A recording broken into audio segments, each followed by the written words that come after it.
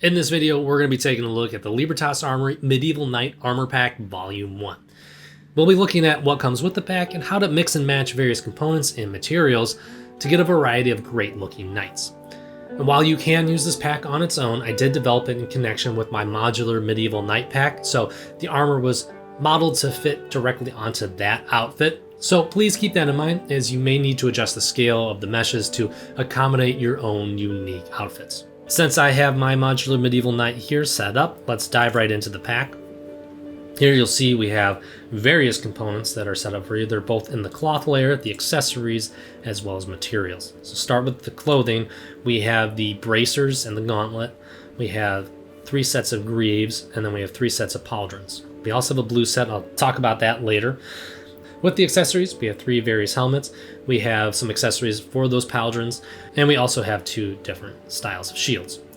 So let's add on some components just so we can see how easy it is to kind of update your character. So let's say add this version 1 of the bracers. It's more of a plate look to it, but if we didn't like that, we could swap it out with this more banded look. Now what's nice about that is these are all set up. So all the bracers are set up on the cloth layer 5. So if you swap them out, they'll just update over the other one. You don't have to worry about deleting and then going back. So say we want to match the greaves to the gauntlets or the bracers, we can certainly do that. And then maybe we want to go with these pauldrons. A little bit more of that Crusader, early Crusader era look. That looks kind of nice. Now let's mix and match it with an accessory. So we can go over here for a helmet. Maybe the Great Helm would be a great option for that. And it looks really nice. Add a sword in there and you're good for combat. But maybe we don't like that. Now with the way accessories are set up, they're not on a layer system, so you would have to delete that out so that you don't have 2 helmets sitting on your character. So let's add the pot helm in. Okay. That's looking pretty nice. But maybe now we don't want these pauldrons anymore. We can swap those with a different version, and this will showcase how these are set up. So here we go, it's updated the cloth layer. So these are the version 2 style, and you'll see that it's missing that shoulder piece, and that's going to be found in the accessories as well. And there's a reason for this, so let's add them on first. Now the way that Character Creator sets up its characters, if I were to have applied that as a cloth layer itself, I would very specifically need to skin weight that to the character, but it doesn't accommodate. It's one of the things with pauldrons itself, is they're slightly movable when the character moves around, like in real life. So while I can get away with attaching the lower portion to the upper arm, and then these guys up here to more of the clavicle area, as the arm moved around, this shoulder piece would clip in because it's trying to combine different various skin weights, and it's either going to bend, which wouldn't look like armor, or it's just going to have some clipping issues. And so what this will allow is, as the arm moves around, you now have control over the accessory. So you could rotate it slightly, you could pull it a little further off the character, you could just modify it as necessary in order to match your animation. So that's what I've done in my own animation set, is to make sure that those components, as the character brings up its arm to swing the sword, I can move this around as if it was a real shoulder, like it's actually sliding along the arm and interacting with the arm. So it's a little bit of extra detail, but it gives you those options. Otherwise, you can just leave it as is and you're good to go. But this will help prevent a lot of those clipping issues. The other nice part about it is, if you didn't like that one, or you wanted to mix and match some of the parts of the other pauldron accessory, we could add this one on, and now you have that flared look on the left and that flatter version on the right. So it's just an option that you can mix and match with. And of course, now you can see that you can mix and match a lot of these components to get various different looks relatively rapidly.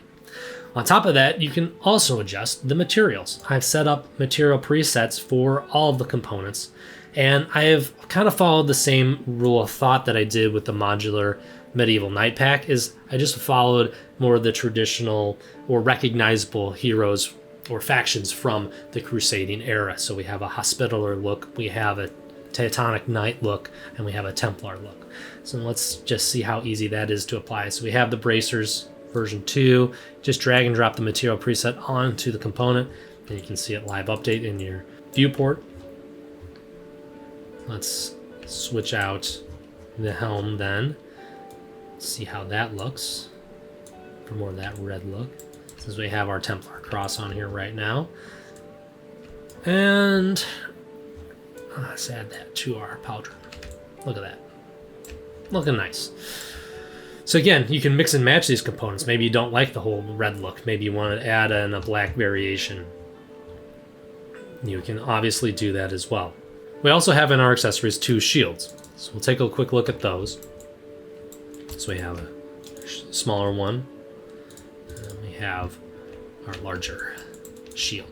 Now with both of them, I have set up the rotational point, or the pivot point, on the handle itself. So you can, depending on your character, you can adjust, or as your animations go along, you can have a little bit more fine-tuned control over it, but it's essentially using that handle as the rotation point. So as it kind of would in real life.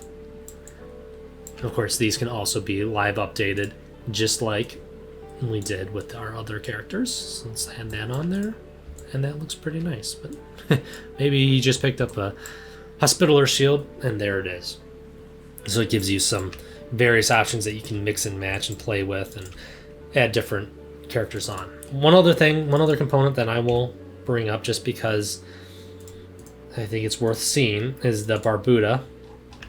This one in particular has been set up with an armature. So if you want to go into your modify panel and you go to edit pose, you'll see your animation layer be brought up here.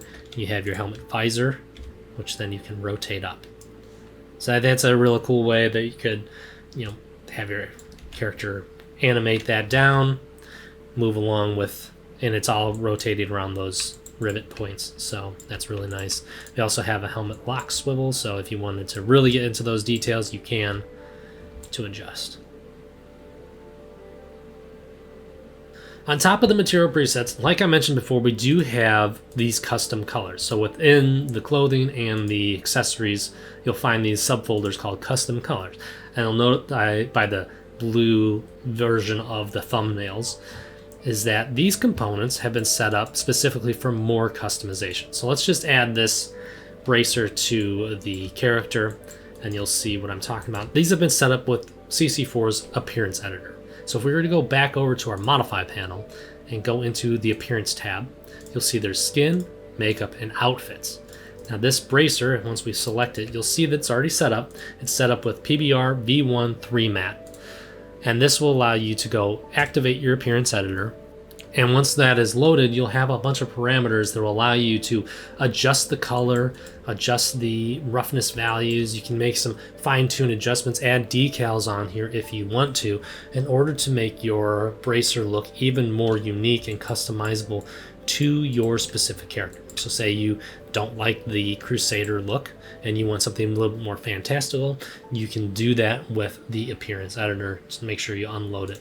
Of course, to keep this video as short as possible or not to go into much depth, I'm going to be doing a separate video altogether on my YouTube channel, Libertas Armory, which will go over how to use that appearance editor to get even further refinement. The reason why I'm doing that is, like I mentioned before, this pack wasn't developed in isolation. It was developed with the modular medieval knight pack as well as the weapons pack.